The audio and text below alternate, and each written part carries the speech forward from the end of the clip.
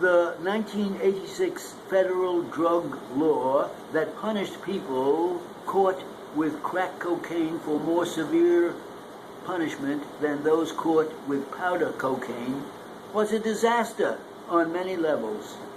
It undermined faith in the justice system by discriminating against poor and mainly minority crack users and favoring affluent white users who preferred the chemically identical powdered form. Congress tinkered at the margins of the law and failed to eliminate the sentencing disparity when it passed the Fair Sentencing Act of 2010.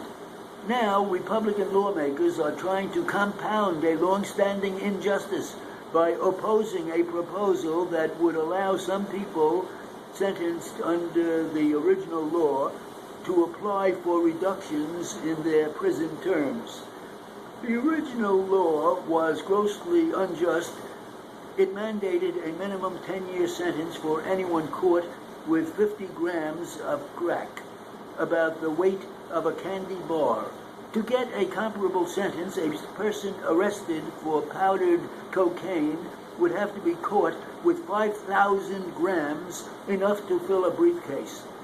Instead of equalizing sentences, when it revisited the issue in 2010, Congress lowered the penalties for some crack offenses and reduced the sentencing disparity between crack and powdered cocaine from 100 to 1 to 18 to 1.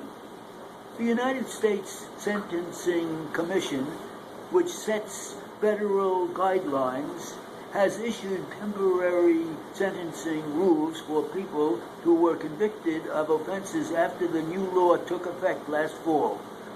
The Commission is also empowered to determine if people convicted of trafficking under the original law should be eligible to apply for limited sentence reductions.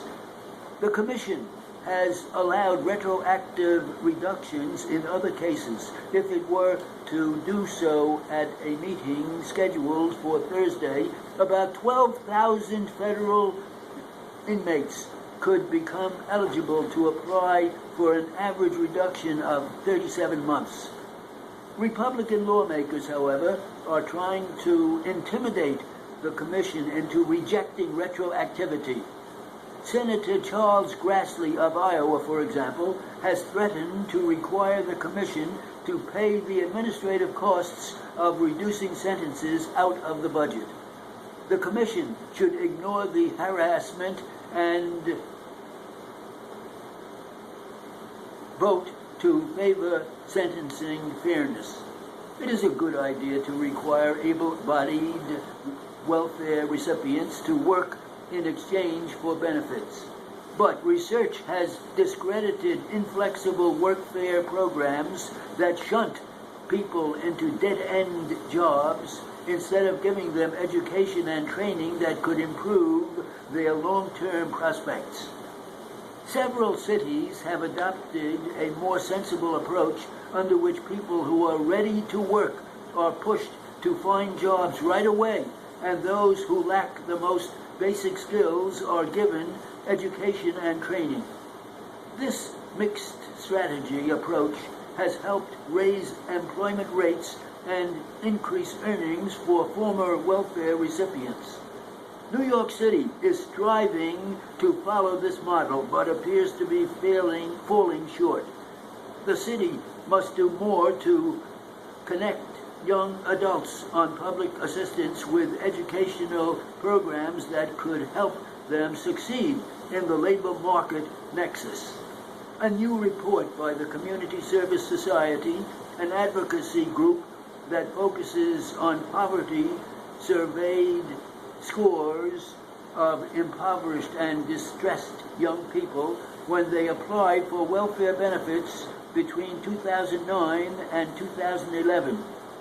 Those who lacked diplomas, some as young as 18, almost universally said they wanted to attend GED programs, which are a particularly good good investment for young people who have never had jobs.